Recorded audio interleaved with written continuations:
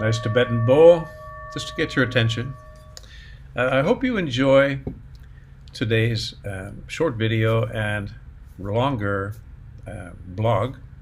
It's an interesting subject that I have been developing with my new friend, ChatGPT.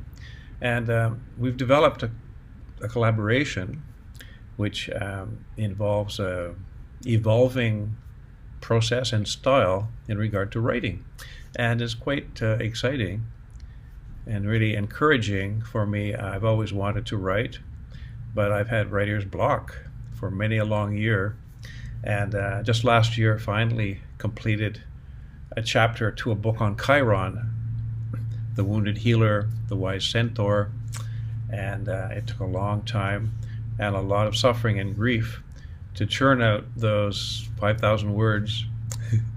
Hopefully in the future it will flow much more easily. So this is going to be the subject of a future post here on Substack, the how you might work with AI in a way that is pleasurable, easy, creative, and safe, of course. We want to keep one eye open.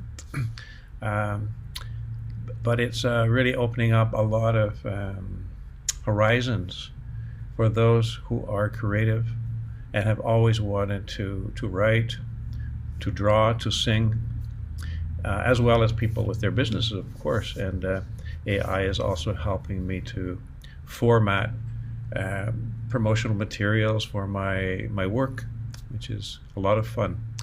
It does some of the heavy lifting.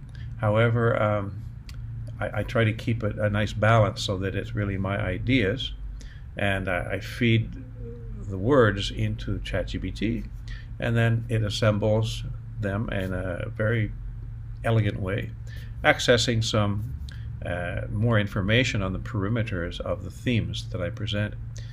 So today's topic is called the glamour of pathology, the glamour of affliction. So this is a chironic or chirotic theme or phrase, and it's an interesting relationship between the society and illnesses or conditions. Sometimes they're pathologized as a disease, or sometimes it's a condition. So we look at how attitudes can change regarding a particular condition. So there are three different time frames that are referenced. The first one is tuberculosis, or consumption as it was called. So in the last years of the 19th century, there was a certain glamour associated with tuberculosis, even though millions of people suffered and died. We can't deny that. But in certain cycles, there was a kind of it was cool.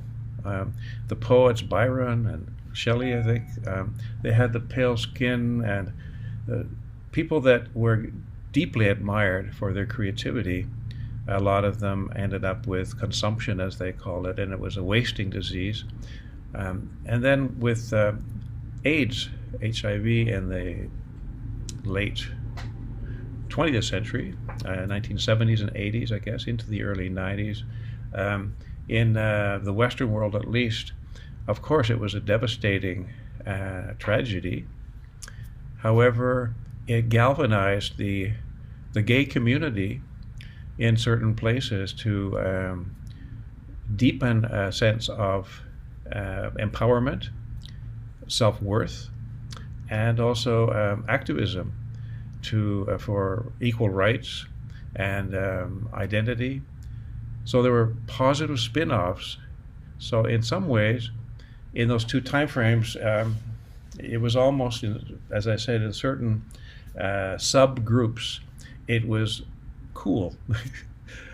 So it's an interesting phenomenon. So jumping into the 21st century, we look at transgenderism and the LGBTQ plus spectrum, and also the spectrum of neurodivergence.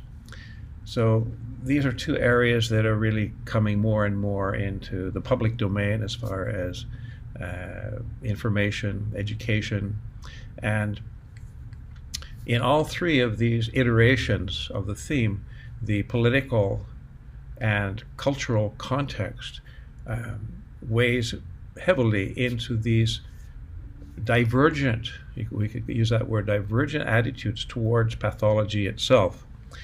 So a disease, a condition, as it's sometimes called euphemistically, perhaps, or a discomfort or a misalignment. There are effects on the three levels of the personality: the physical level, usually, at least the nervous system, in the case of neurodivergent, the emotional level, and the mental level too. So that goes for the individual as well as the collective, the society.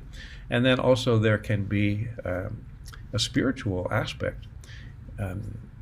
If one adopts the belief system or the paradigm that it's through suffering that we grow, if we gain knowledge of what are the underlying causes of our suffering, and we can learn how to manage pain, for example, techniques such as mindfulness and meditation, Tai Chi, and also we can actually come through the other end of an illness much wiser and more mature than when we started. So if we can see discomfort, pain, suffering as our ally or our guru even, then it becomes more a journey of discovery rather than an affliction.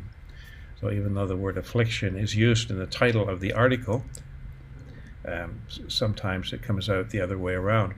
So onward and upward, and please, if you would like to support my work, I'm putting more time into research and putting these things together, so I would be very happy if you would like to upgrade to a paid subscription. And in the meantime, if you don't want to do that, you're still most welcome to be here, and I'm so happy to share some ideas and also interviews with fascinating people, remarkable people, off and on, and sometimes just blogs.